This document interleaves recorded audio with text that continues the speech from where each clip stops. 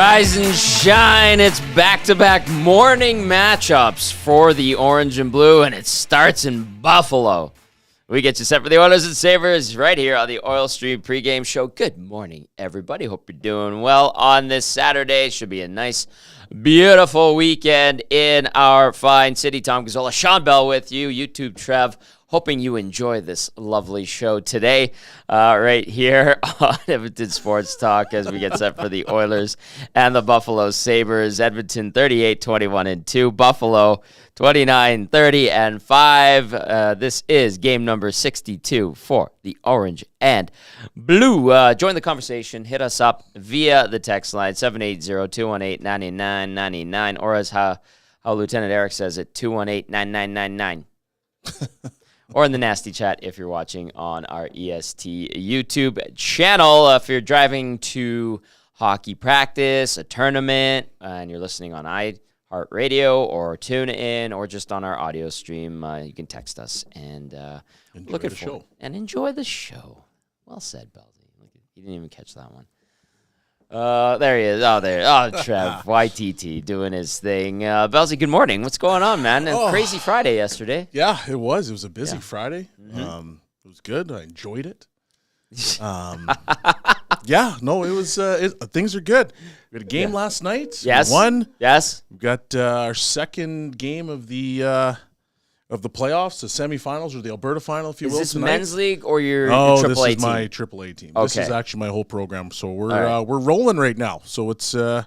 It's gonna be another busy day. You sent me a video of a kid scoring a goal and doing a celebration, and then you said that it was replicated quite quickly by someone. Our U14 team replicated the selfie stick. Come on. Celebration. They went up 1-0 yesterday morning. Selfie stick came out. Proceeded to lose. So I always go back to this little quote from Guy Boucher. Guy Boucher. Don't spit into the wind, because it always comes back.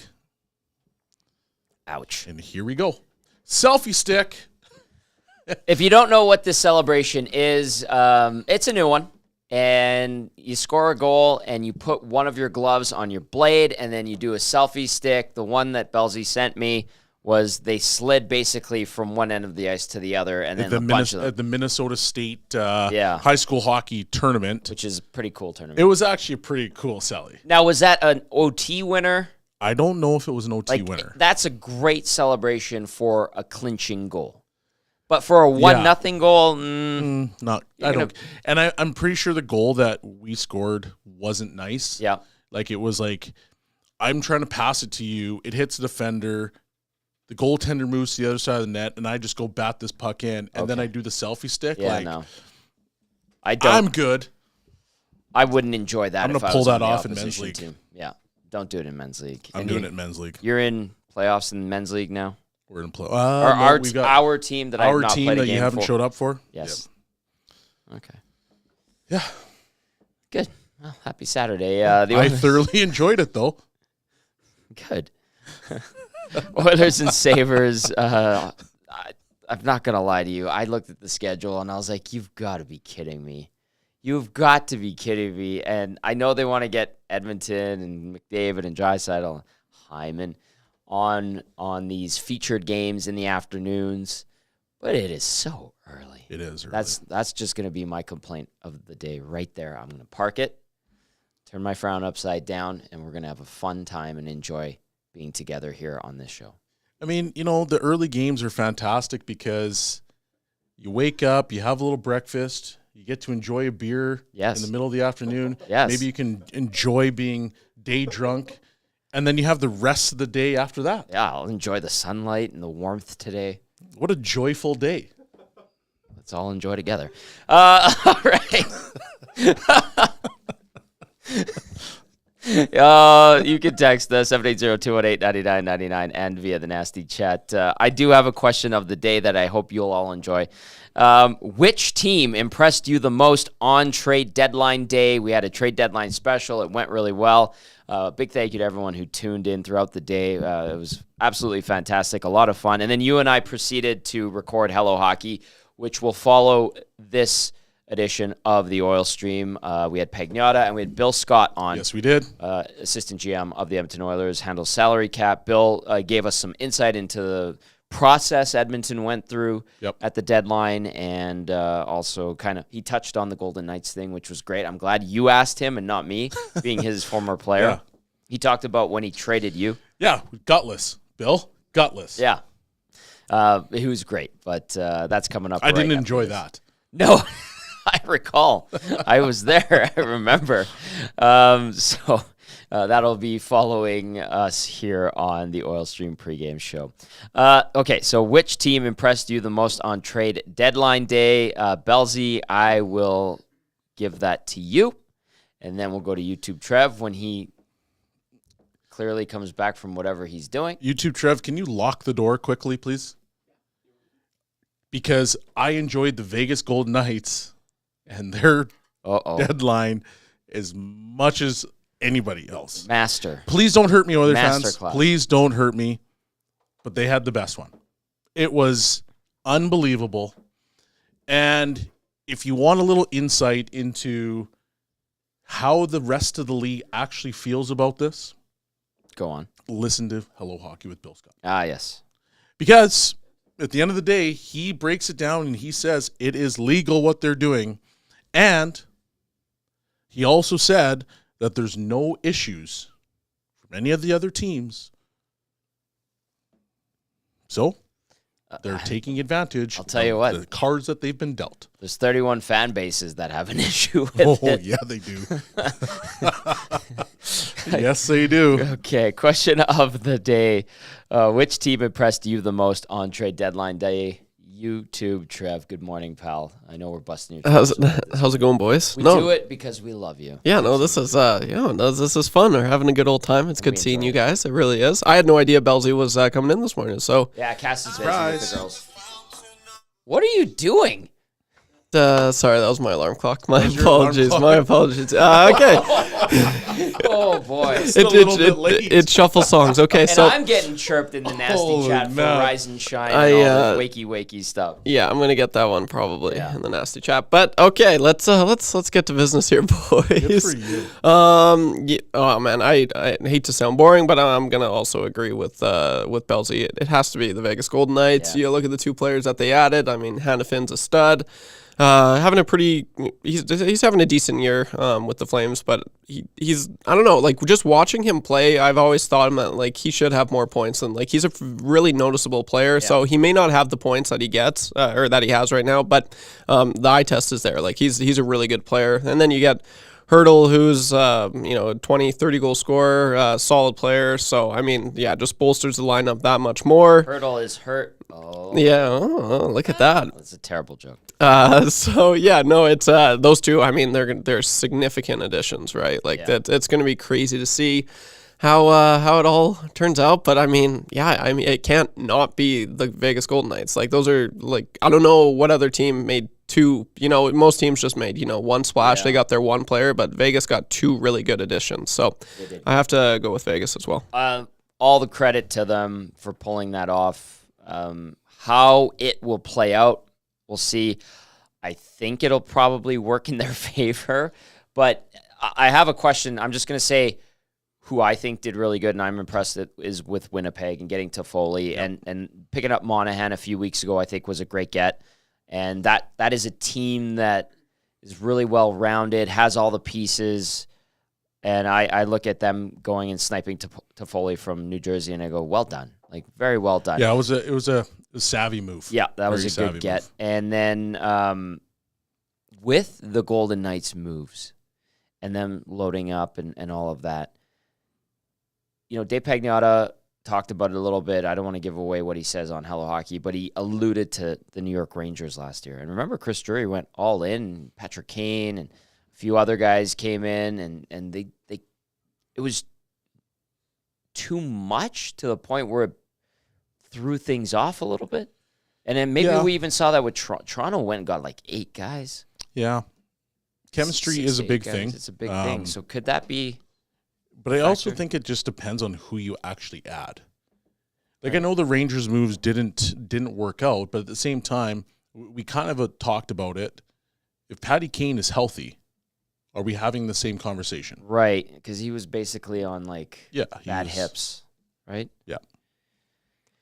But it's going to be. I mean, you look at that and you go, okay, how do they blend well together? All these, where does Mantha fit in? How do you mix in Stone when he comes back, and how does Alec Martinez fit back in? Obviously, Martinez is great. Well, Hagues, Hagues, you're 7. Yeah. That's a Stanley Cup champion right there. He's a good D-man. Yeah, so they've got a couple of guys right now, Byron Frace, and I think, is it Mason Morelli, I believe, good Paisan, that's playing well on the fourth line, but Howden's hurt. Carrier's hurt. Carrier's hurt, yeah, so that's a deep lineup, man. Will it work? Too much of a good thing? I don't know. Maybe. Yeah. Maybe. Time will tell. Time Let will us know tell. your thoughts. I actually don't mind, just to continue this conversation, I don't mind what Florida did either. With Tarasenko. And he's going to be motivated. Yeah. And who else? Doesn't he have a house down there? He does. That's why he basically kind of forced His way Steve there? Steo's hand and said, just Get me to Florida. And then, what did he get, a third and a fourth or something like that? People are like, why? So Tarasenko's going to add to their top 6. And then they also got Okposo from Buffalo. Okposo, he's no slouch. No. He's a tank. Oh, yeah, already a deep team. That's a good that one. was heavy. And now you add Okposo to that bottom 6. Tarasenko to your top 6. They're going to be a good hockey team. They're already a good hockey team. Man, excellent. I'm actually really excited for the playoffs because right before we started the show, I was looking at some of the potential matchups. Okay. So if you were to start the playoffs today, Vancouver plays Vegas in the first round. Mm-hmm. That'd be a good series. That'd be an unbelievable series. Dallas plays Nashville. Nashville's on fire right now. Winnipeg, Colorado. Outstanding. Edmonton, Los Angeles. Ding, ding. Third time's a charm. Here we go. Those are unbelievable first round matchups. Great hockey. That would be great hockey, I think. The one that we talked about, though, was the potential for Winnipeg, Vegas. Winnipeg has 85 points. Yes. And they've got 3 games in hand on Dallas. And they've got 3 games in hand on Vancouver, who has 89 points. Right. So there is legitimate potential to see a first round of Winnipeg versus Vegas. One good team knocked out right there, if that happens. But, yeah, I think – and are you – I'm not going to say, are you disappointed or do you wish that there was more of a playoff hunt? Because we basically know the 16 teams. Unless some epic collapse happens or a crazy run, we pretty much know who's going to be in. Yeah, I mean, we've got 5-6 weeks left in the season.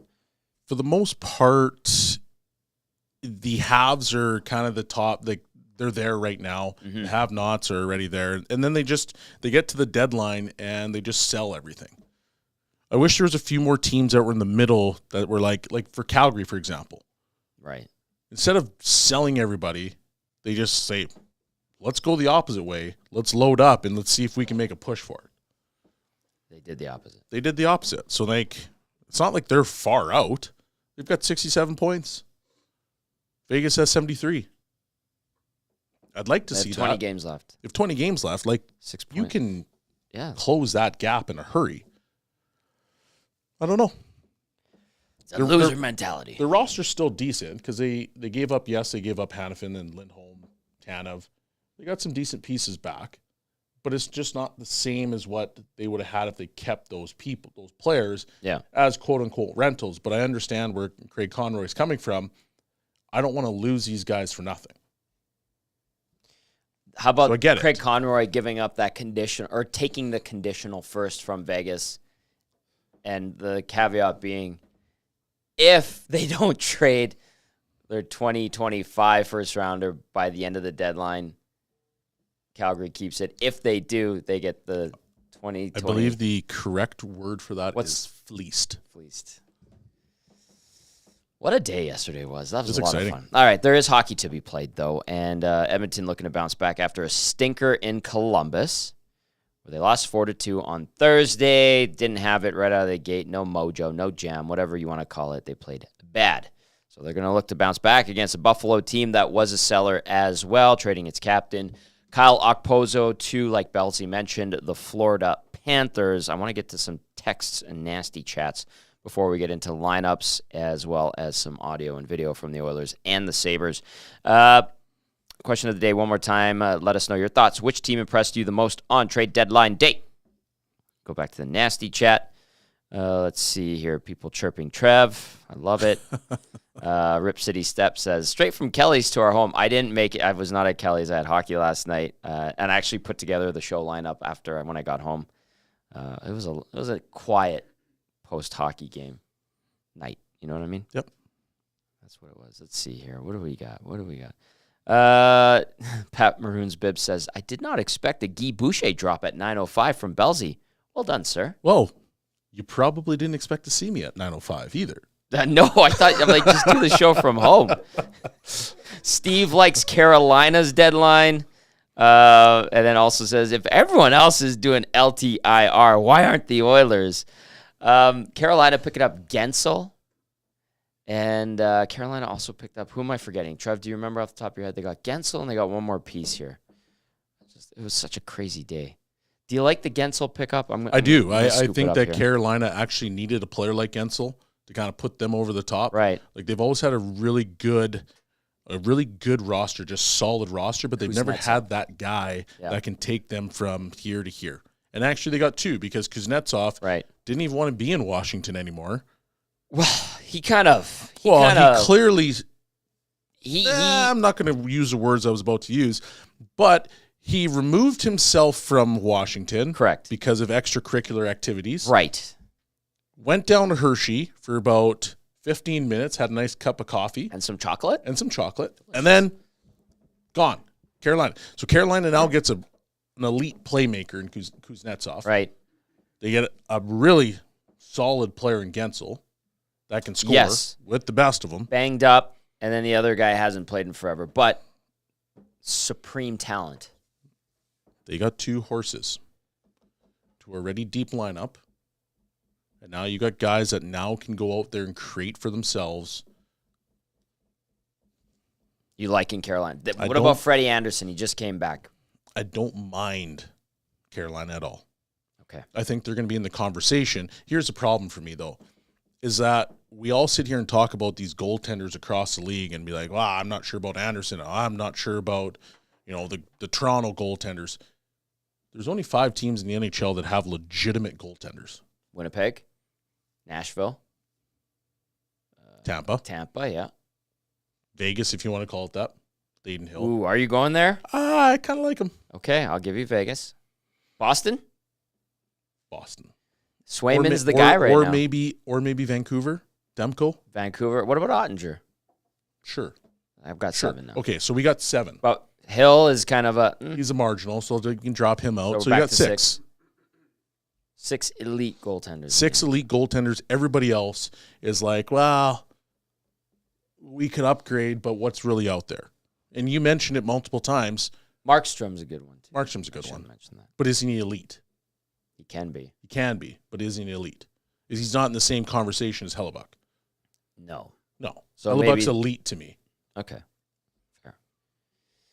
Antti Ranta got sent down, by the way. Yeah. Antti Ranta, as Jocelyn would tell me. Yeah. Interesting. Yes. Sorokin's is a good goaltender, but Sorokin and Shesterkin, we're forgetting elite? about them. Yes. Okay. Yes. I'd say there's 8 or 9 elite goalies. Of how many teams? 32. Okay. Point made. I'm with you. Yeah. Forget about guys. Fish Tank says, the peg. Winnipeg. I'm impressed. I like them. Richard says, all in. Vegas Golden Knights, A+, a full gamble. I do not even see them making the playoffs next year, but this year they are on it. And we do forget, because they won the Cup last year, the year prior, they missed the postseason. They had they always have a ton of injuries, but man, they go for it. All in. Absolutely. Why won't they make the playoffs next year, though? I don't know. Richard did not show his work, as Dusty would say. Marchessault is up. They said Marchessault might be gone. Fair. Yeah. But then you brought in Mantha. He's at 2.8. He's a UFA. You can probably resign Maybe that's him why for, Richard's for saying 3. that. Chandler Stevenson is up. You probably resign him. Amadio's up. Pick what you want. Yep. Hannafin's up, and he's probably going to resign. Or did he already? Hannafin? No, he hasn't yet. Martinez, he's up. Carrier, he's up. Everybody else is on it. And on top of that, actually, Leonard's got one more year after this.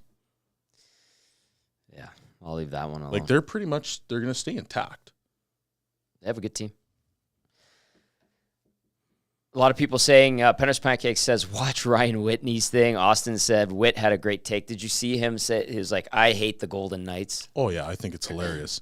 That's pretty funny. Like, I get it. I'm with you, other fans, because it seems very suspicious. However, it's been now said by 2 people. One, resident Paisan, and one, executive with the Oilers, that the Stone is legitimately hurt. Yes. However, what I want to see is I want to see Vegas ham this thing up. Of course they And I want to see on day 1,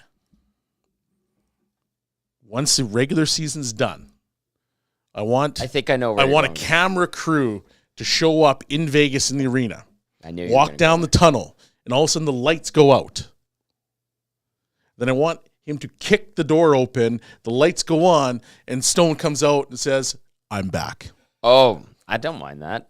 I thought you were going to say they wheel him in a wheelchair, and then he has like a blanket and a cast, and then he gets up. Similar to Kevin Nash. Yeah, exactly.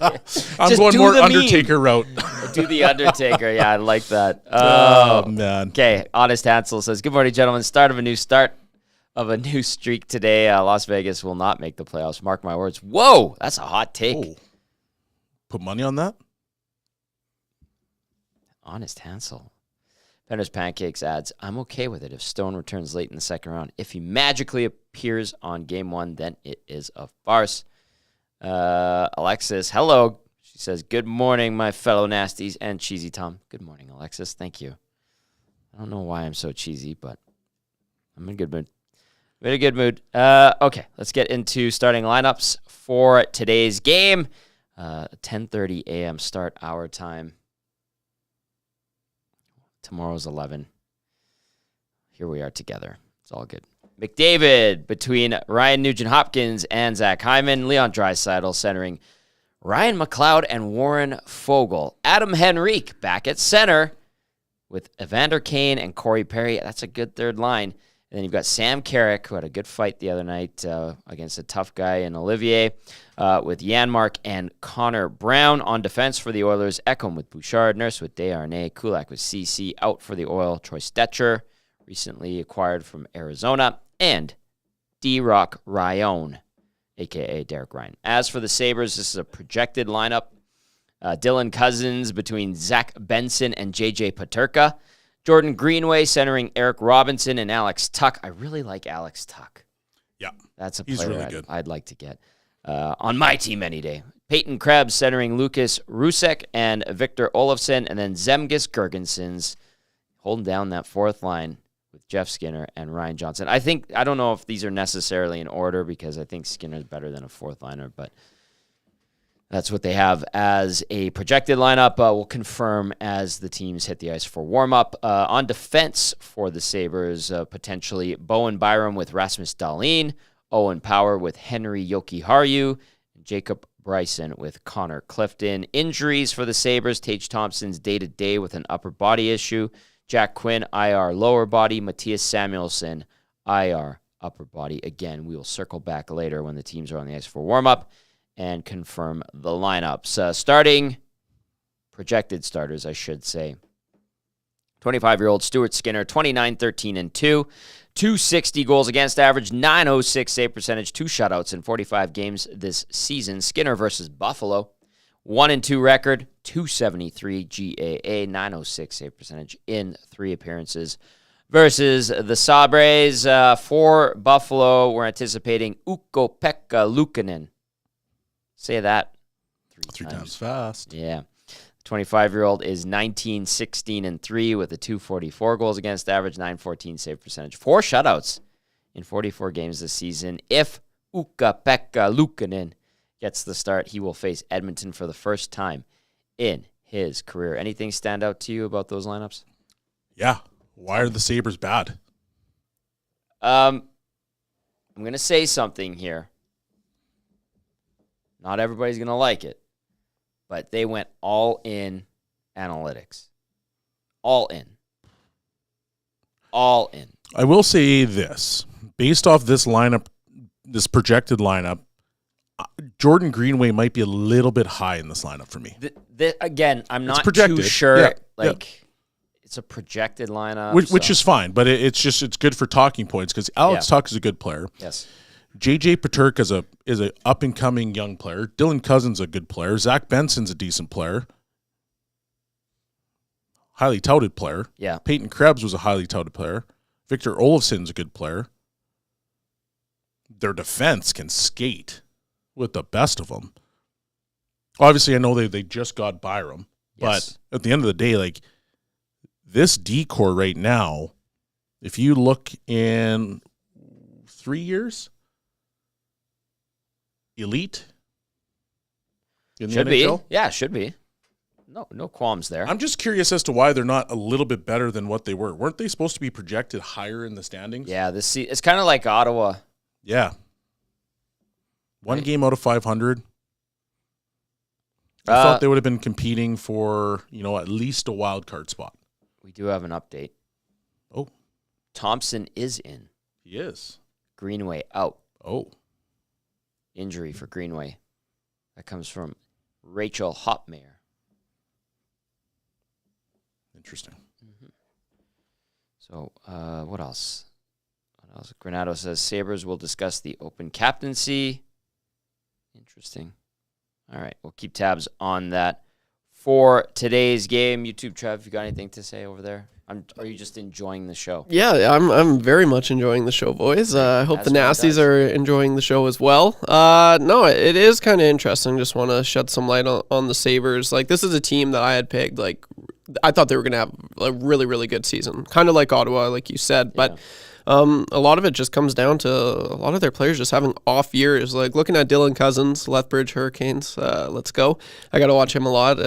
He's just an absolute beauty. And man, he really, like you saw last year coming off a career year, 68 points, and he's got a really good shot. He can fly like the wind, and it's just not working for him this season. 38 points in 61 games played. So huge, just like it sucks. It sucks because I really like him, but it doesn't just end there. Tage Thompson having a career year last year. Like, unreal. Man, as far as players, I think last year Tage Thompson became like a top 3 like favorite player to watch for me. I love, like, he's got the hands, he's got the heavy shot, like he's big. Giant. Yeah, he's huge. He was electric last year. He was, and I drafted him second in fantasy this year, and like Adam Henrique has more points than him, which is it's kind of crazy. So it's not looking good for him. It sucks. So their players just I don't know if they set too big of expectations or what it is, but kind of you see every now and then, and that's why it's so impressive for McDavid, and Draisaitl to have monster seasons year in and year out, like Tage Thompson. I mean, he has one great season. I was expecting the same for him. As well as Jack Hughes, and those players have kind of just, I don't know if they get in their head on the offseason, they expect it to come easy, then they're like, I figured it out. Is that, I don't know, fair to say, Belzy? But, yeah, like, it's just interesting to me that he's taken such a step back, and the whole team has. Like, you got 2 first-round picks, or first overall picks on your blue line in Rasmus Dahlin and Owen Power. Like, I'm big on the Sabres. I really was going into the season. I thought they were gonna, like, this was the year for them. So it sucks to see. They got like very passionate fans when they're cooking, and it's tough to see because I really like this team. They do deserve better. Their fans deserve better for whatever reason. You got Jack Quinn, who's another first rounder drafted in 2020, who's just I think he led the WHL in goals that year, and just a stud. Hasn't quite worked out for him as well, but they do have like a lot of really good pieces. It's just maybe it's too early. You talk about Zach Benson as well. He's a rookie this year. So, I don't know. Give it maybe, but that's the thing. Like, as observers, we've been saying for years, I give it, next year. There's always next year. And, like, Buffalo Sabres fans have been like, there's always next year. But it's like, when will the tides turn for this team? And it's kind of tough to see. It sucks. Great hockey market, as you know. Mm-hmm. But that's why I said they went all in analytics. I think most organizations find the right blend, use the information, deep dive with the data. It is useful. But on it, you want to use what you know from what you see.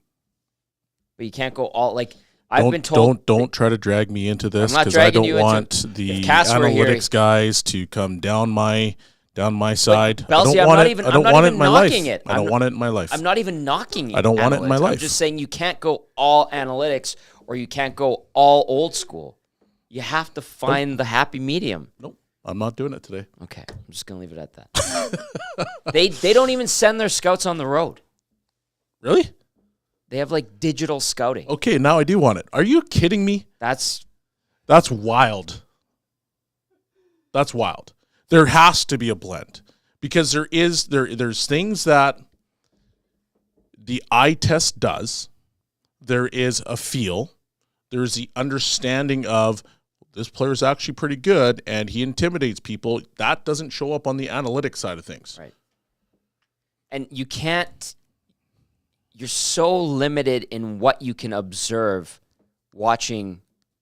There's too many Multiple variables in camera hockey angles. to have just strictly analytics.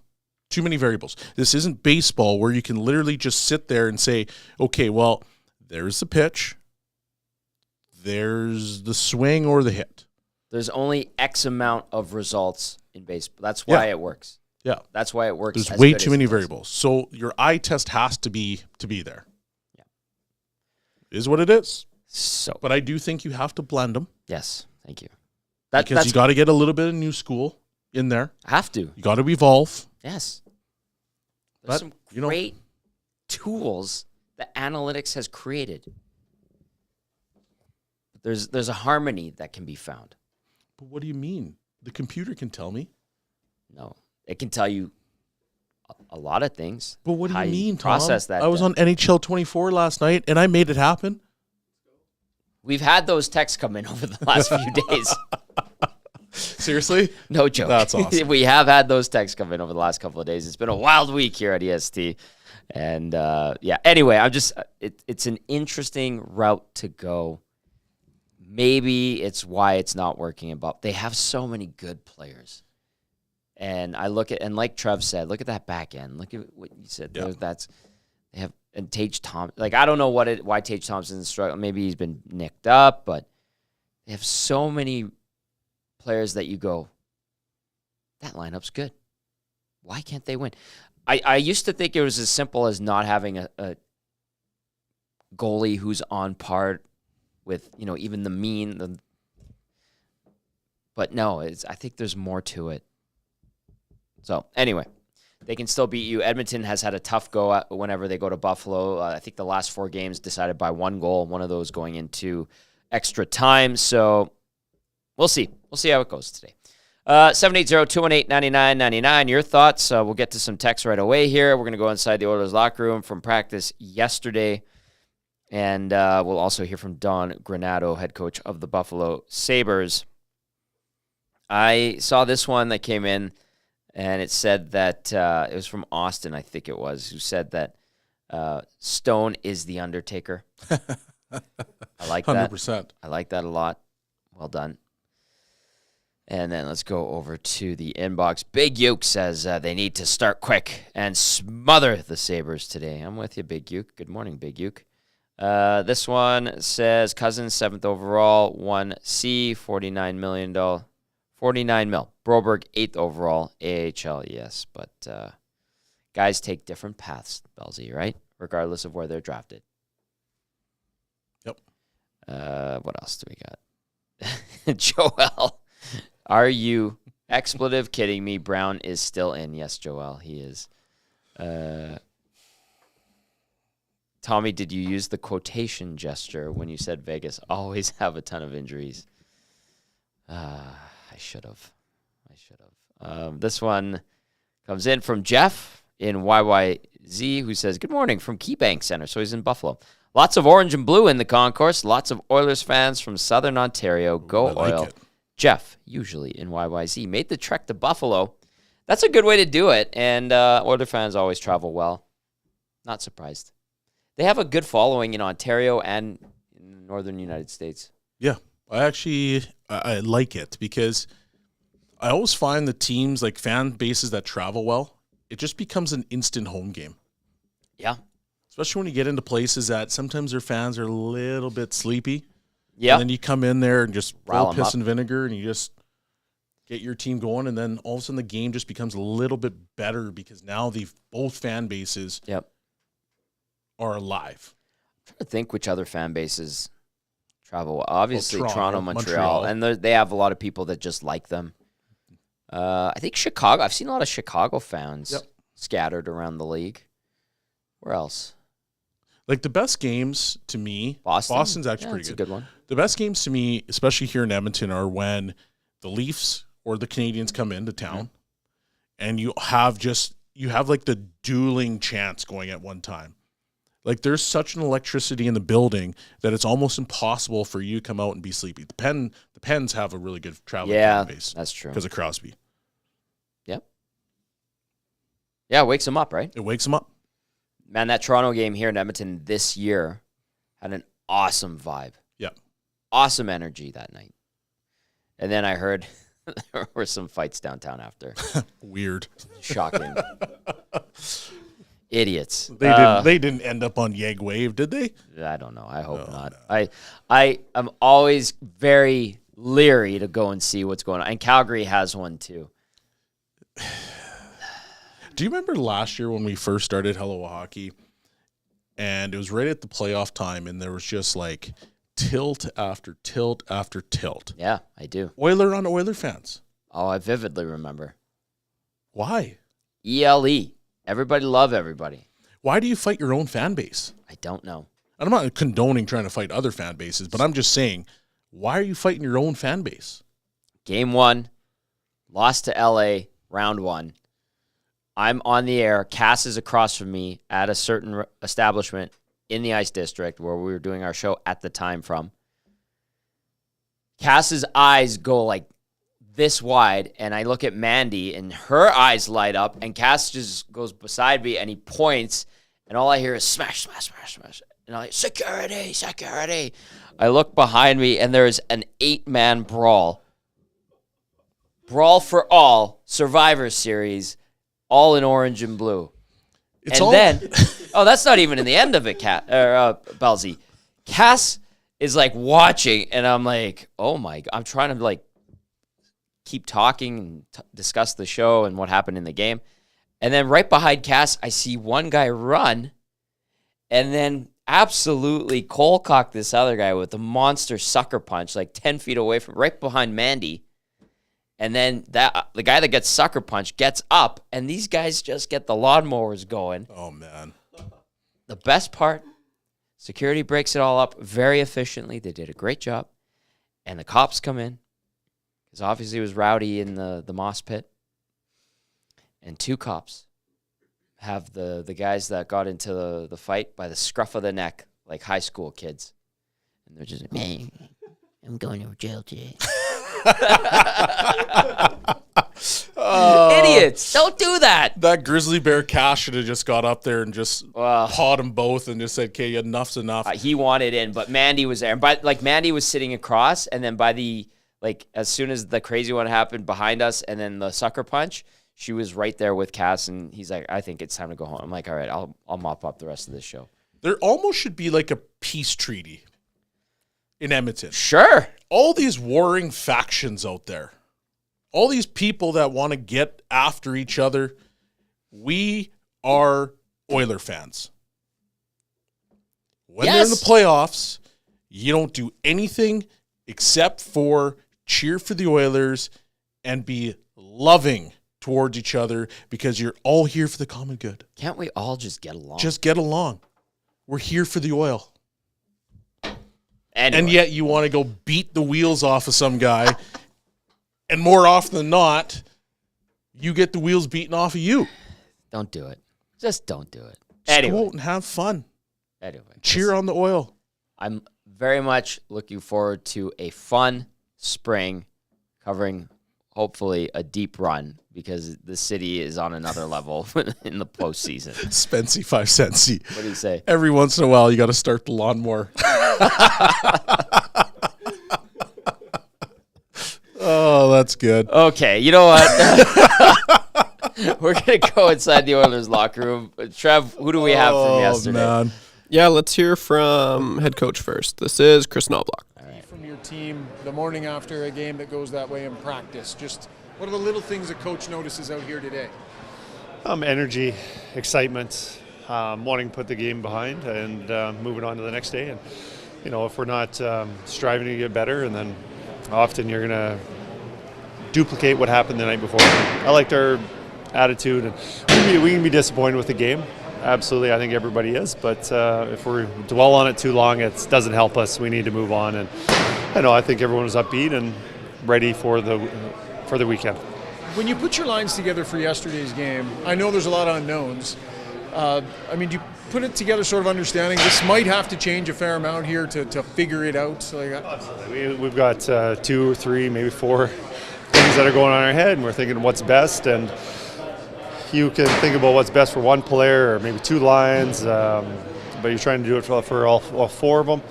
And, you know, it doesn't matter probably what our lines were the other night. It probably wasn't going to work out just because we weren't in a good mindset to be ready to play Columbus. So, I don't look too much on what the lines were. We put those lines together. It failed us.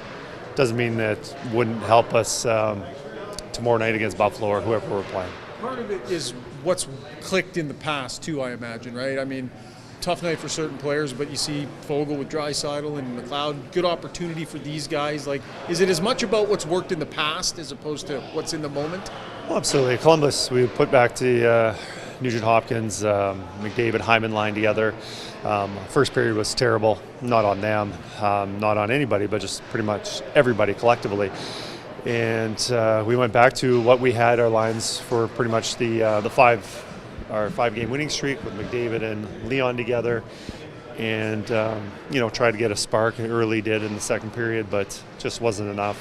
And I think for the long run, I think it's best for us to do what way the lines are set up right now. But again, that might change as it did last game. Regarding Troy Stetcher, I think he arrives tonight. You got 2 afternoon games. Might he have to wait a little bit to play, or how you would approach? Yes, the plan is for him to wait right now. Obviously, get acclimated with us, practice a time or 2, and also we've got 6 defensemen that we're very happy with the way they've been playing, and we feel there's no reason to switch that up. Is there a chance Connor Brown will get in tomorrow? Yes, the plan is for him to get in this weekend. We haven't decided exactly what game, but the plan is Connor will be coming in soon. On Stetcher, you guys have just had unreal consistency with the same 6 guys rolling on that back end. But you've now got a guy here that maybe has a chance to contribute. Do you see him having the opportunity to earn some regular time, or is it very much wait and see because you're good with your 6? I think it's very wait and see. We'll see what we have, and I don't know the player very well. The coaching staff does, our scouting staff does, and the more I see him, we'll get familiar with him. But right now, we're happy with our top 6, and whether we play 7 defensemen, 1 or 2 games, see what he provides. But that'll be something we'll think about after the weekend. But right now, we're happy with our 6. And being happy with your 6 means letting them all play. So is going with a 7th guy maybe a little bit more likely than actually pulling one of your regulars? We've been very fortunate that nobody has had any injuries through this stretch. I think Eki, at the beginning of the season, missed 1 game, and then other than that, I know we've been very fortunate there that we haven't needed anybody. And, if somebody's hurt, obviously that's easy. Or maybe if somebody's banged up a little bit, then you maybe get somebody in there. But as of now, we're going to go with our 6, and later on, then we'll reevaluate. Chris, you've added some guys. A lot of Western Conference teams have really loaded up too. Ken likes to say that he doesn't have a crystal ball and a lot can happen. What gives you the confidence that this group can get the job done in the spring after these additions? Well, I think, once we had a turnaround, you see this team has played very well. And, since, November, December sometime, I'm going to guess we're 1 to 3 in the winning percentage. The penalty kills made huge strides. Power plays, of course, the power play that's always been. And as for the depth that we had, we've got a little more scoring through our lineup. It's you look at getting in is the most important thing, and from there, you never know what can happen. And we've been a team that can go. Play very well, go through streaks, and play some really incredible hockey.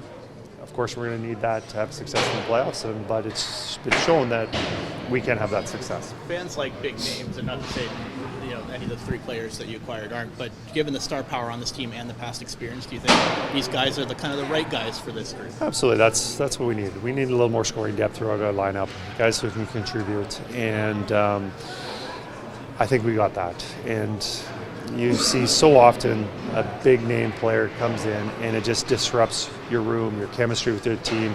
Not that they're bad guys, but it just how the line works and who gets ice time, and you split up a line that's worth working. You're adding a really good player, but it often takes away what your team dynamics. Chris, you mentioned, of course, your first trade deadline experience at the NHL level. When you guys made those deals with Granado in Columbus, did you hang out in the war room? Did you kind of just wait for a phone call? How was kind of your trade deadline experience? I think probably more the work or the information that I provided was a lead up to that day in Columbus, where we'd meet regularly with Ken, as a coaching staff individually, giving him as our idea what we needed and where we thought our weaknesses were. And then as Columbus, we checked in a couple times with phone calls and meetings about maybe this is going to happen and what we're giving up and all those kind of scenarios. But most of the communication was done before the day of the trade. There you go. There's Chris Noblock talking about his trade deadline day and what input he had, and that's kind of neat. And if you want to hear more about Edmonton's trade deadline day on Hello Hockey following the Oil Stream pregame show, Belsey and I had, Bill Scott on, and he went into it a little bit. So if you're not watching or you want to watch it later, you can catch it on EST, on our YouTube channel, on iHeartRadio, TuneIn, and on our audio stream as well. He talked about Stetcher a little bit there. He arrived last night in Buffalo, won't play. You heard Noblock saying, I like my 6 defensemen. How do you read that? Do you think that Stetcher is just the 7th guy now? What is the ideal way to mix him in? Because he's a bona fide NHL defenseman. Has been in the league for a while. How do you look at that? I look at it as he's comfortable with his defenseman. Obviously, we've talked about Desharnais multiple times and him taking a step, and now they've kind of switched up some of the pairings, right? So they're very comfortable with what they have, and I also think that he's kind of saying, well, I don't really know what I have in Stetcher yet because I haven't seen him. He maybe practiced once. Yeah. But not even. Not even. Yeah, I guess not even. Yeah. So he doesn't really know exactly what he has, but Stetcher is a legit defenseman, like you've mentioned. And I think it actually gives them a different look because now you can go into games where, maybe you've got a team that can just flat out skate. And you need a little bit more speed on your back end. Okay, well, I can put him in the lineup, and now I have the ability to skate with the other team. He moves pucks extremely well. That's what he's there for. Like the Oilers were in on Walker. Yes. And they never ended up getting him. So they decided to shift gears, pivot, and they went straight to Stetcher. They didn't go around and look for all these other guys. So clearly they identified something that they needed in their lineup, which was maybe a little bit more speed, maybe a little bit more puck moving. Yep. That now all of a sudden you can now play all these different ways. So they identified a type of defenseman and something that they wanted to bolster, or a certain asset they wanted to bolster, and that was speed. So that extra half second might open things up, especially when you got guys on you. Okay, let's go to, I want to read this text. It came in from Barry the Cheater earlier with a phenomenal image. I'm glad we have this ability in our new text line to receive and send photos. He says, I picked up some yummy sandwiches for the early Oilers game from the Italian Center shop. Oh, you know what we say about that? That's a good. Great partners over at the Italian Center shop, or as my grandparents called it, Spinelli's. Hey, you want to go to Spinelli? Yeah, I'm going to get a sandwich, Nona. You like that? Those are top tier sandwiches. So They're so good. They're very popular around here. Rightly so. Daniel says, hey, Tom, can you explain why Mark Stone would be allowed to play in the playoffs? If he did, wouldn't Vegas be over the cap? Cap goes away for the playoffs. And that's something that's become a bone of contention around the league. But, yeah, the cap is done come playoff time. Yeah, that's I think it's simply put. Northside Sandwich, my buddy Danny Katina says, do you guys like the McDavid-Draisaitl Henrique down the middle, or do you like Henrique in the top six? Northside Sandwich. Nope, I like this. You like this We're going to talk about it later. Oh, that's a tease. I like it. I like it. Let's go back inside the Oilers locker room. Trev, who do we have? He slotted on the second line today. Let's hear from Ryan McLoud. And alongside Warren Foegele and Leon Draisaitl, can you just talk about the opportunity that is for you and how you kind of prepare for that? Yeah, it's great. Kind of prepare the same way. Try to play my game, but obviously a lot of fun playing with a player like Leon. And we've played together earlier in the year. We had some good success, so looking to build on that. We've seen you kind of move throughout the lineup and almost have that element of versatility to your game. What message does that send to you when your coach is playing you that way? Obviously with new guys coming in, you want to kind of find what works the best. And, I'm happy playing whatever position, so just kind of going with it and, kind of trying to do the best I can wherever I'm put in the lineup. What's the right way to approach the next day after a game where maybe you didn't love it? It just seems like you guys are putting a lot of work out here to make sure to refresh a little bit. Yeah, I think sometimes on the trade deadline, when you pick up some new players, you tend to kind of take your foot off the gas a bit. Thinking the new guys are going to come in and put the team over top. But I think we kind of got to get back to what we did. We're a hard-working team, and just kind of getting back to that, doing the little basics, little details, and I think it'll be good. There's opportunity. I mean, I would assume playing with either Leon or Connor would be something players would want to do. And there's opportunity there. You're one of the guys that has a chance to continue to earn that spot. How do you approach that challenge and that opportunity? Just playing, just trying to play my game, play with confidence, kind of put my best foot forward, and just trying to help the team as much as we can. Don't have to change my game too much, just kind of maybe try and get the puck to Leon a bit more. All right, that was Ryan McLeod. I enjoyed that, Trev. Thank you. Oh, boy. Okay, so he's back with Draisaitl and Foegele on, let's call it the second line, and not putting Draisaitl on third line. Any line that he's not on is either first or second. There was a text that came in yesterday, Belzy, that was like, oh, my God, look at our second line. Foegele and McLeod are the wingers. There's no depth here. I understand where that text comes from and the sentiment, but I don't buy understand that text. I understand where that sentiment comes from, but I don't buy and necessarily agree what that texter was saying. Why would you disagree? Okay, let's just play this little game. Pittsburgh Penguins had probably the best duo in hockey until McDavid and Draisaitl showed up. Sure. Correct? Yeah, sure. Yeah. Who did Crosby play with? Chris Kunitz. I think Tyler Kennedy was in there for a bit. Dupuis was in there Pascal for a bit. Dupuis. So are any of these guys bona fide superstars? No. Dupuis was okay. You have to be a certain. Kunitz was all right. You have to have a certain chemistry, which we will talk about Yes. with your line mates. Crosby, he's a legit player. He can go get his own pucks. But you know what Chris Kunitz is? He's an elite forechecker. He's a guy that's willing to go to those areas to get Crosby the puck, who is an elite disher. Yes. So there's got to be a little bit of ebb and flow there. So you're not always just going to be like, hey, here's Kane and Draisaitl. Well, guess what, guys? They haven't showed very much chemistry. So you want to put people in positions to succeed. And if you've watched Oilers games, this second line, quote unquote, was really good. Right. It had Because a good, they've got couple weeks or week. chemistry. We'll talk about it soon. Do you want to go back inside? Do you want to go to Game Changers right now? We can. Yeah, Sure. let's do it. We're going to save some audio for later. Game Changers with Shawn Belle, brought to you by Damon Bunting Remax Elite. Damon Bunting, consistent, top-producing realtor in Greater Edmonton and among Remax realtors. He and his team would love to help you find that right home or make the move from your current home. Check him out, DamonBunting.com. Visit his Instagram at Damon Bunting Real Estate. Number 1, Bellsy, back to basics. You just dealt with the trade deadline. Everybody clearly wasn't focusing on the game. Everybody was worried about the who's getting traded, who's coming in. It was something that was building up for weeks, months. It takes you away from it. You go into that game against Columbus, you're a little bit sleepy. You didn't play your best game. Get back to basics.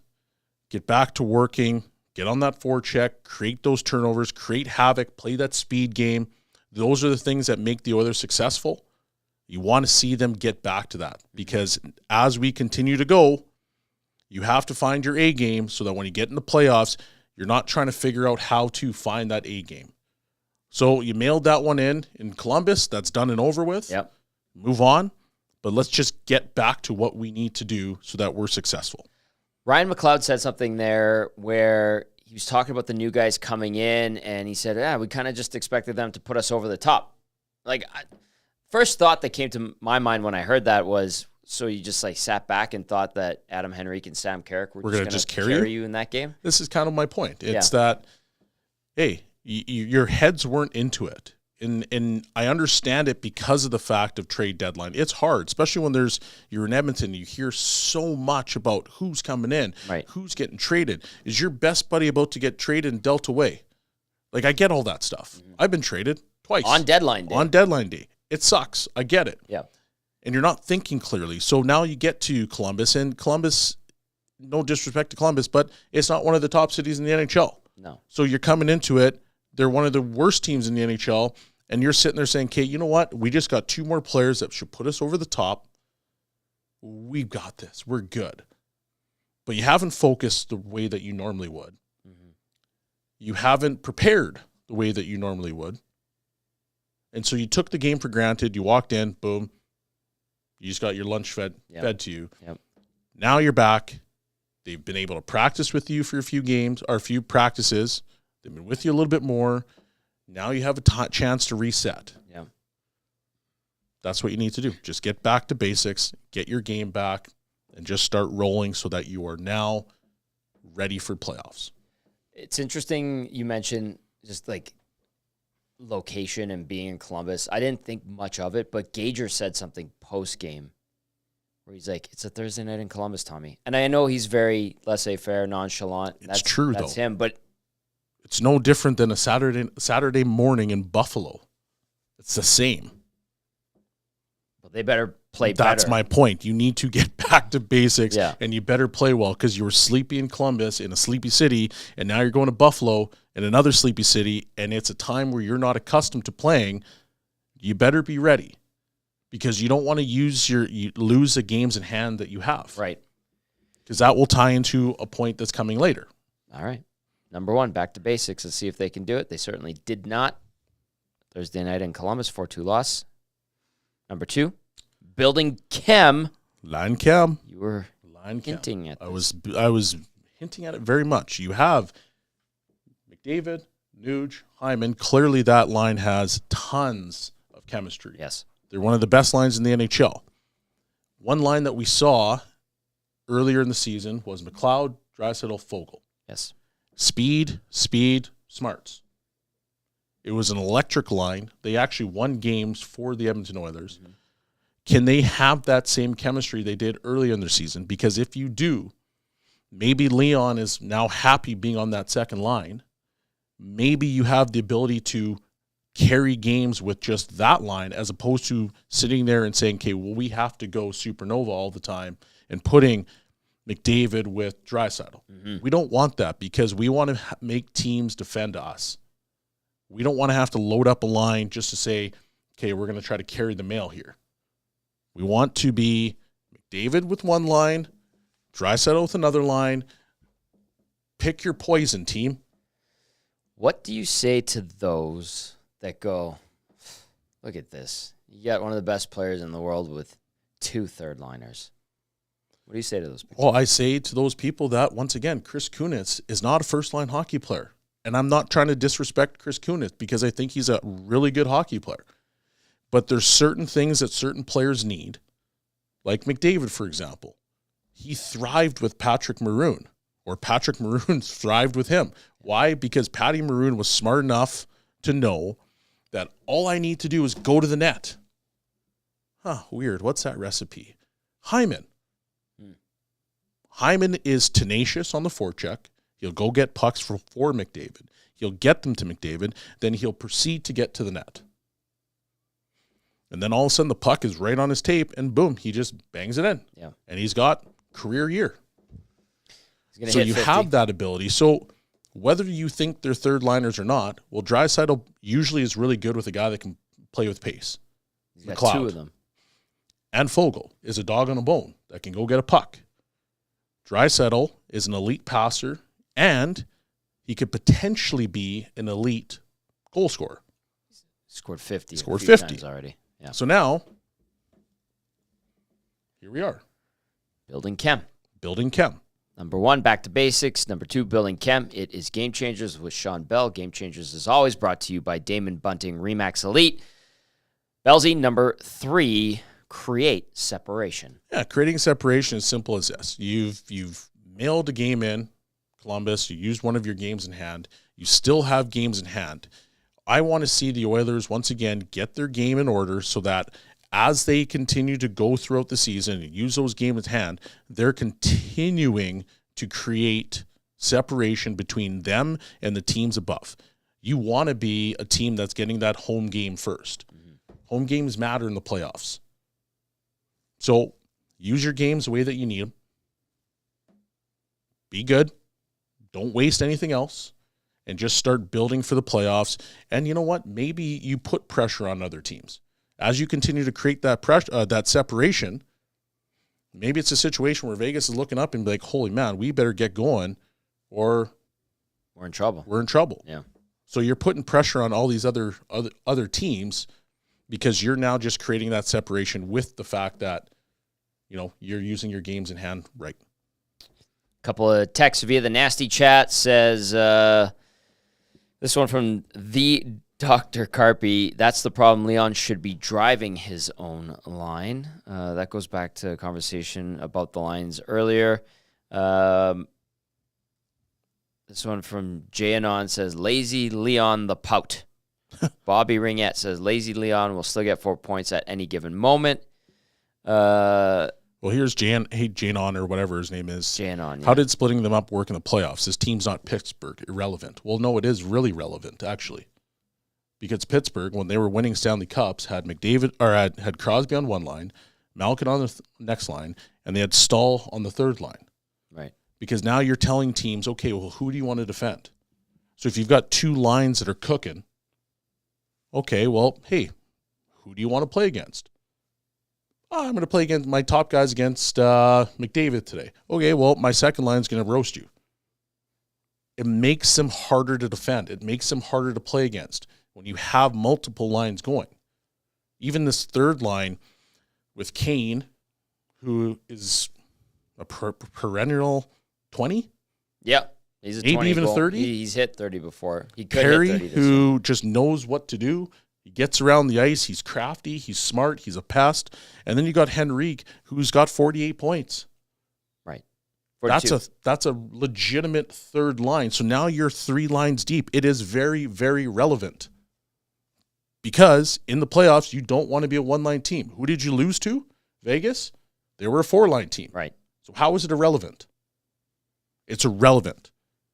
You need multiple lines in the playoffs so that you can win games. And you can't just rely on one. Dr. Carpy says, when will they get tired of babysitting Draisaitl? Do you think they're babysitting Draisaitl? That's a body language critique because we know his body language and he's talked about it. But are they necessarily babysitting him? I'll hold back and not say anything. You've dealt with superstars. You've played with superstars. You know things that most players don't know or people don't know. Are they babysitting? I think that sometimes he gets frustrated. And to me, it seems almost that he's more upset at himself than necessarily pouting about where he's at. I think Draisaitl is the type of guy that wants to put up points all the time. Like I go way back with him because when I played in Mannheim, he was on the young Adler, the junior team. Right. So we've run into each other. We know each other a little bit. And he's always been the guy that wants to be the guy. And so when he's not putting up points, it almost seems like he gets very frustrated with himself. Right. But what's funny about that is the fact that he gets frustrated and then his play slips a little bit. Then he just gets a little bit more frustrated. Then he's in a mental pretzel. And then he kind of shakes it off and then boom, he's back. But to me, I think if he has guys that he can play with, McLoud, Fogle, who he's got chemistry with, it makes him a better player because now all of a sudden he's feeling it versus I'm in a mental pretzel and I go through the same routine over and over and over again. Let's see if it's the right mix with that line, and I would assume it'd be a Bavarian pretzel. That he would enjoy. These pretzels are making me thirsty. All right. Stop having fun. It's 10:09 in the morning. How dare you? How dare you? Jayanon says, Noblock reverts back to 1 line consistently because it works. The blender-like shuffle puts them in holes for the top line to dig out constantly and last playoffs. Who doesn't go back to that? Like, it's easy to go back to that. That's why so many people do it. Kane and Taves were always together. Crosby, Malkin. Like, you need a goal. You put your best players together. You need to dig yourself up. But for the most part, you've got to keep them separated. Keep them separate. I agree. So that you make it hard for other teams. Jams. Yeah. But then when you need it, okay, well, you know that you have the best duo in hockey together. It's the same thing that Pittsburgh did. Relevant. I'm with you, pal. I'm with you. All right. Do we have anything else? Don Granado, do we have him? Yes, we have Granado and we have Matias Ekholm. Let's go to Matias Ekholm first, then we can go to Don Granado. How's that sound? Sounds good, Tommy. Here is Ekholm. Great things to bring to practice the next day when it's a game you didn't necessarily love. It seemed like it was pretty high energy and guys spending tons of time afterwards just working on stuff.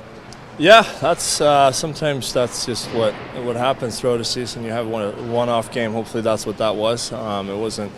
Obviously, we lost it in the first period and came out way too flat, and that can't obviously happen. But we've had some really solid efforts before that, so we don't take too hard on it. But at the same time, you got to learn from it. So it's a balance. But I thought we had a good practice today, and hopefully we'll be ready to go tomorrow.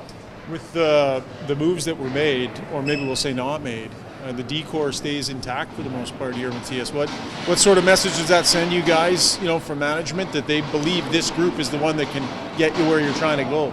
Yeah, no, I think that's awesome. I think we have a really good thing going here. I think especially the last 40-some games, I think we've played really solid. I think we've found guys that fit together. And with that said, obviously, it's a confidence boost from the management side too, knowing that we don't have to do a whole lot there. Everyone sees what we're feeling, so that's obviously a positive.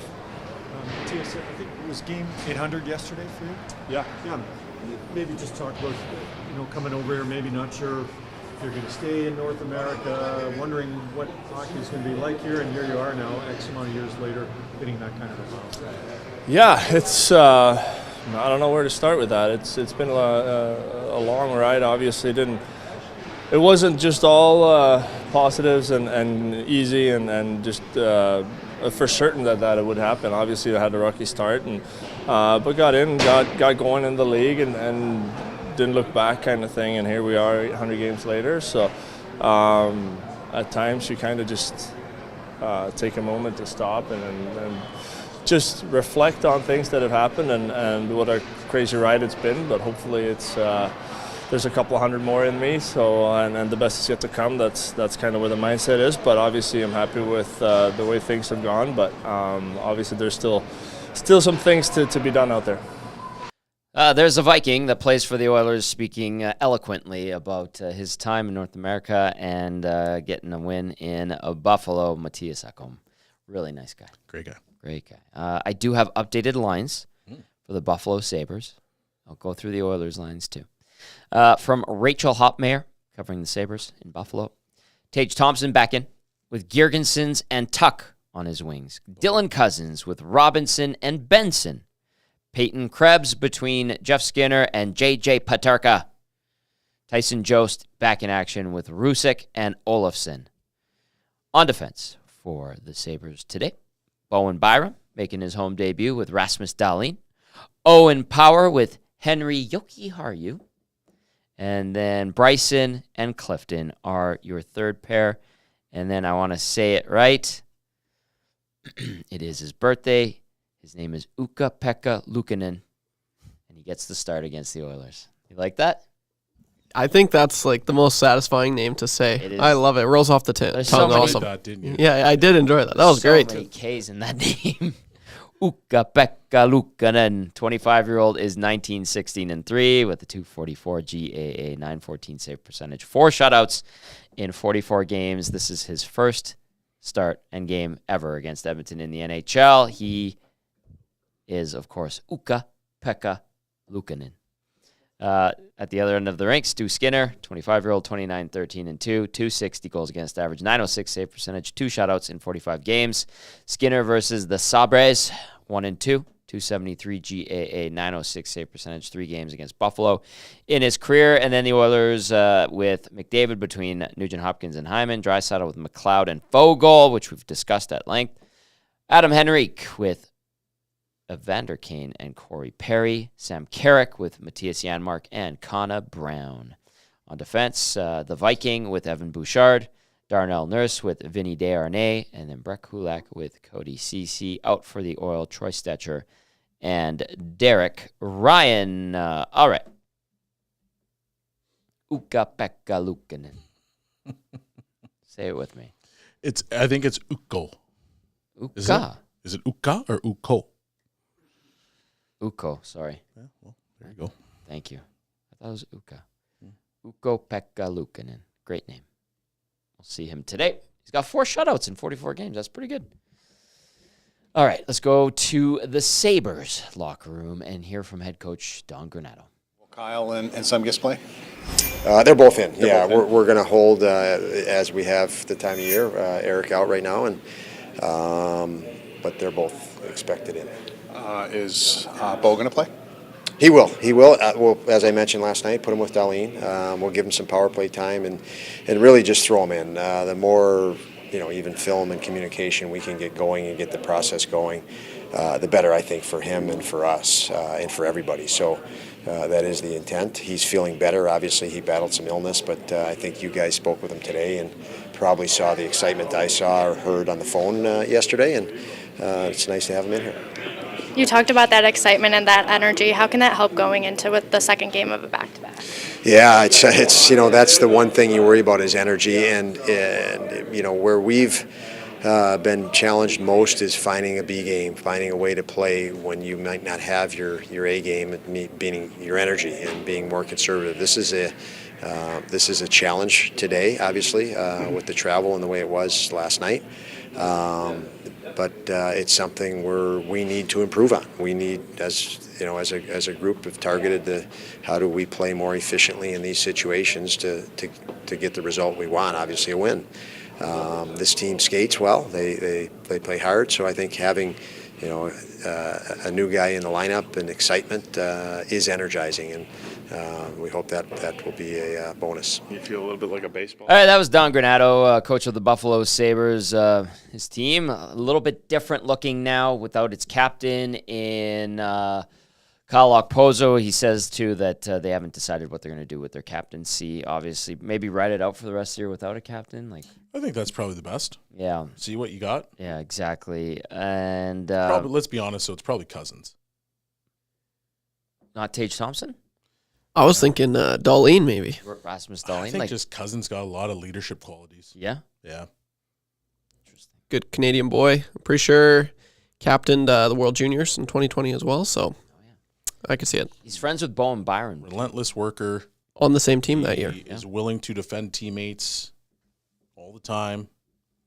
He's an elite player. Well, he's not an elite player yet, but he's a very good hockey player. Mm-hmm. Just has a lot of leadership qualities that you, I think, as the Sabres, you're like, you know what? Let's be legit. Not taken away from Darlene. No. Or Tage Thompson. No. There's just something about Cousins that just jumps off the page for you. Interesting. All right. Oilers and Sabres. Let's go to the inbox. There's some questions that, Belzy, we're going to get to here. This one says, if people take out the fact that Brown hasn't scored, he is a good piece to the team. It would be hard to score when you have the line mates of Jan, Mark, and Ryan for most of the season. You were talking off air that he does things that the coaches appreciate, and that's what has kept him in the lineup. I lean towards he's not getting much done, but you have a better eye for that type of thing. It's just as simple as this for me. NHL coaches get hired to get fired. Their whole thing is that we're going to ice the best possible lineup for our team to win. Why? Because I don't want to get fired. And it's a perpetual cycle for every single coach in hockey, outside maybe minor hockey. You get hired, at some point you're going to get fired. Yeah. And it's your job to win. So when I sit here and I see Brown in the lineup, well, clearly the coach thinks he will help them win. Whether he's scoring goals or not, he clearly thinks that Brown will help them win. He's been reluctant to take him out. I also feel like maybe Derek Ryan's still a bit nicked up. Maybe. And that might contribute to it. Yeah. Norman at Combine texting in. Good morning, Norm. Says, good morning, boys. Was getting ready for Hello Hockey. Forgot there was an Oiler game. Go Oil. Norm. Hello Hockey will be coming up right after the conclusion of the Oil Stream pregame show. Belzy and I recorded it yesterday. Lots of great stuff in there. David Pagnato with a breakdown of trade deadline day, and Bill Scott, assistant GM of the Oilers, joined us and gave us a sneak peek at what deadline day week the process was like for the Orange and Blue, and you can catch that, of course, if you're watching the game. You can go back to it on YouTube or our archives or the podcast version of our shows, which gets cut up every show. So we had a very good Hello Hockey yesterday, and that'll be on EST on the YouTube channel and then on our audio stream as well. You can catch that coming up next. Cozy says, hey, Tommy, since you're talking about the D, what are your thoughts on Warner and Kemp moving forward? Cozy. Max Warner and Phil Kemp. Kemp made his NHL debut in Montreal, played 2 minutes at forward, Belzy. Oh. Earlier this season. Warner is interesting. Kemp, I don't think they're going to be factors. Maybe Warner down the road if there's holes that need to be filled, if the Oilers move on from Kulak. Maybe. I think they're long shots. It's tough, Belzy, when you're kind of stuck down the pecking order. Yeah. We just saw Michael Kesselring get plucked by Arizona by way of Edmonton. Maybe there is guys that are, NHL ready, but when you're when the coach is once again comfortable with his team, he doesn't want to change things, and that's just what life is like at the professional level. You have to find a way to break in. Yeah, Warner, his first pro season, maybe he's like William Lagesson, who's managed to stay in the NHL. I know he just got sent down. Kemp has been a long-time prospect. I was told he got called up as a thank you and a reward for being a good soldier for many years. Mm-hmm. So I don't know. They're depth guys, I would say, Cozy. And I don't think they're being... Warner probably has more of a shot, like an outside shot at eventually getting to the big club. But I don't think they're being looked at as guys that it's like, hey, we need to make these guys NHL ready and get them in here soon. If that's how I would sum it up. This might be a hot take, but I think this Oilers last draft year with their first selection, round 2, 56 overall, Bo Akey. I think he makes his NHL debut. Well, no, I guess Philip Kemp already made his debut, but I think he becomes a regular ahead of those guys. It might be a hot take. I don't know. It sucks because he did have a season-ending injury this year, but he's just, I don't know. I'm pretty big on Bo Akey. I like he, we look about analytics, but we were talking about the eye test and just watching some of his highlights. He can make really good plays. He's flashy. He's a flashy defenseman. Yep. Really, really solid player that they have in Bo Akey. In my opinion, I think he jumps the ladder, and he's in the NHL before those guys personally. He had a good camp, and I enjoyed that tangent that you just laid upon us. Thank you. You're welcome. You were a first-round pick. You were a defenseman, smooth skating, good hands. The guys that were behind you, like, what's that like? What do you think it's like for the depth prospects, especially on defense, where there's only 6 guys on the big 7, you carry 7 D? Like, yeah, it's extremely hard. I mean, I know that, when I was in Minnesota, I played games in Minnesota. The next year, I was expecting to make the jump. And I remember going into Doug Risebrough's office, and he literally said to me and Benoit Pouliot, we think you guys can play in the NHL. I think you guys have proven that you can play in the NHL. But we're comfortable with who we have. Mm-hmm. We just won the award for least goals against, and so we're going to run it back. This is a Jennings trophy. Yeah. All right. Enjoy. Yeah. No, obviously we're salty. We're upset about it because, you just told me that we can play in the NHL. We're happy. Mm-hmm. Once again, their job is to try to win. It's a business. You and Benny were first rounders. Yep. So we had to find, clearly we didn't do enough to break into the NHL full time. That's what it boils down to. Warner and Kemp are not first rounders. So it's tougher. It's tough. It's hard. It's very hard because there's guys that will find a way. They'll find a niche. Look at Desharnais. He's exactly what the Oilers need.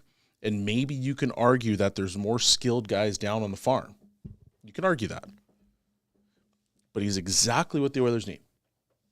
He's big. He's mean. He blocks shots. He can defend. It's what the Oilers need. He's got confidence now.